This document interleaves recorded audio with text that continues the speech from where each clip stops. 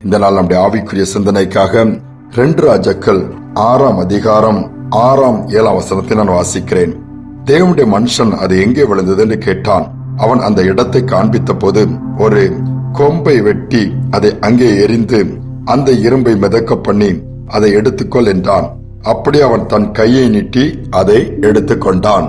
இந்த வசனங்கள் எதை சொல்லுகிறது என்றால், எலிசா தீர்க்கதரிசியின் காலம் அது.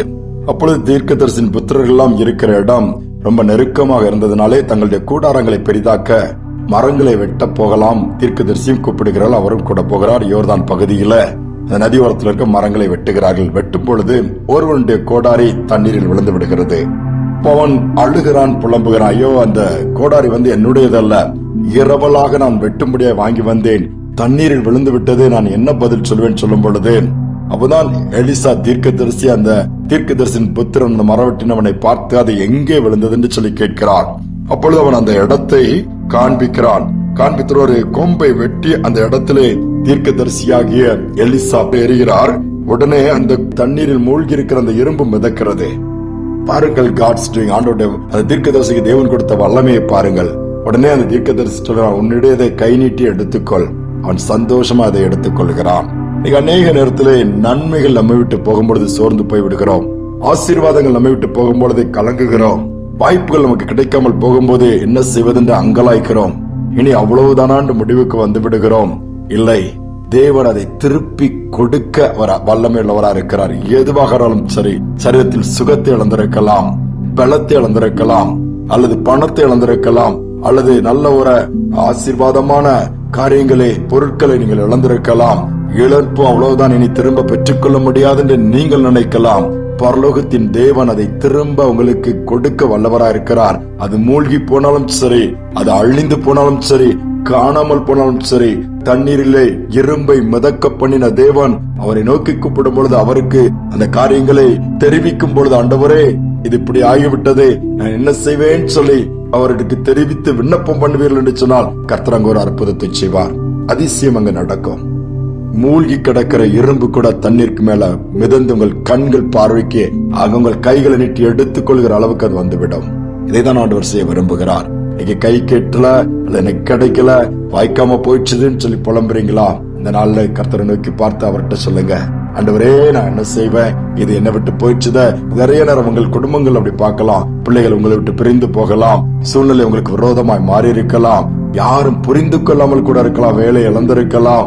எந்த காரியங்களா இருந்தாலும் சரி, திருப்பி கொடுக்கிற ஆண்டவர் வல்லவரா இருக்கிறார். ஒரு நல்ல அம்யூஸ்மெண்ட் பார்க், பொழுதுபோக்கு மையம், அங்க நிறைய பேர் போவாங்க. அது ஒரு லீவ் நாள். அதுல நிறைய பேர் போய் நல்லா பலவித கேம்ஸ் இருக்கும், வாட்டர் கேம்ஸ் மற்றதெல்லாம் இருக்கும், ஜெயிண்ட் வீல் அந்த மாதிரி நிறைய இருக்கும்போது ஒரு யங் கப்பிள் 2 பேரும் ஆண்டவர் அறியாத பிள்ளைகள் தான் அங்க போயிட்டு, அவர் ரீசெண்டா தான் அவங்களுக்கு திருமணம் ஆயிருக்குது.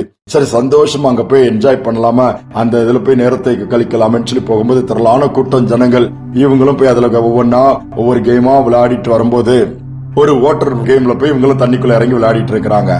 விளையாடிட்டு இருக்கும்போது திடீர்னு அந்த கேல் கையில இருந்த மோதிரம் தண்ணிக்குள்ள விழுந்துருச்சு. தேடி தேடி பாக்குறாங்க. கொஞ்ச நேரம் தேடி கணவன் மனைவியும் தேடி பார்க்க, நிறைய பேர் அதுல விளையாடுறாங்க, நடக்கிறாங்க, கிராஸ் பண்றாங்க. அதுல வேவ்ஸ், அலைகள் மாதிரி அந்த தண்ணீர்ல வந்து கொண்டே இருக்கிறது. இதெல்லாம் அதை கண்டுபிடிக்க முடியல, எடுக்க முடியல. கண்ணுல அழுக வந்துச்சு. 2 பேரும் கலங்கிட்டாங்க. ஏன் தெரியுமா? அது கல்யாண மோதிரம். அது ஒருவேளை வீட்டுல போய் மோதிரத்தை மிஸ் பண்ணிட்டு சொன்னா அவங்க மற்ற சடங்காச்சாரியப்படி, சாஸ்திரங்கள் படி இது குடும்ப வாழ்க்கையே போயிருமென்னு சொல்லி எங்களை குற்றப்படுத்துவாங்களேன்ட்டு ஒரு அப்படிப்பட்ட ஒரு பயம் அந்த 2 பிள்ளைகளுக்கும் வந்துருச்சு. தத்தளிச்சு நிற்கும்போது, இவங்க பரிதாபமா நிற்கும்போது ஒரு சகோதரன் போய் என்ன ஆச்சு அப்படின்னு கேட்கும்போது, அவரும் தண்ணீர்ல விளையாடிட்டு இருக்கிறாரு.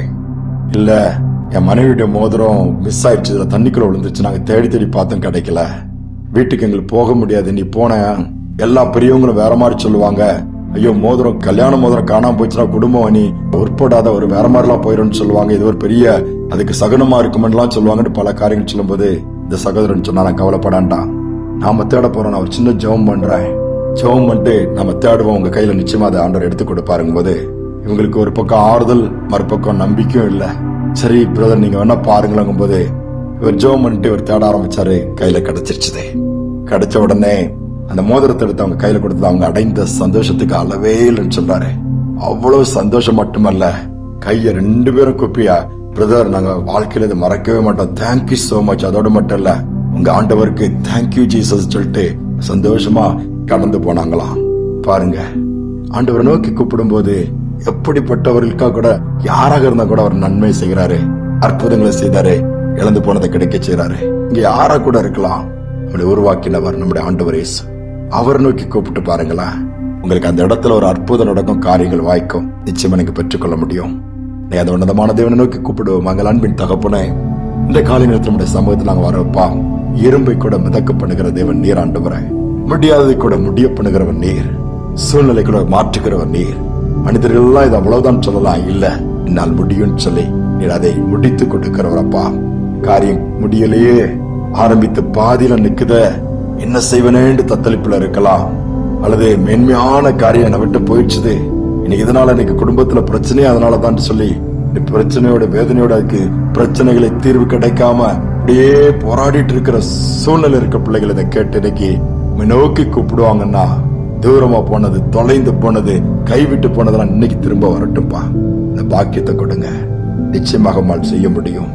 செய்து கொடுப்பதற்காய் ஸ்தோத்திரம், நீ நடத்துவதற்காய் ஸ்தோத்திரம் அப்பா.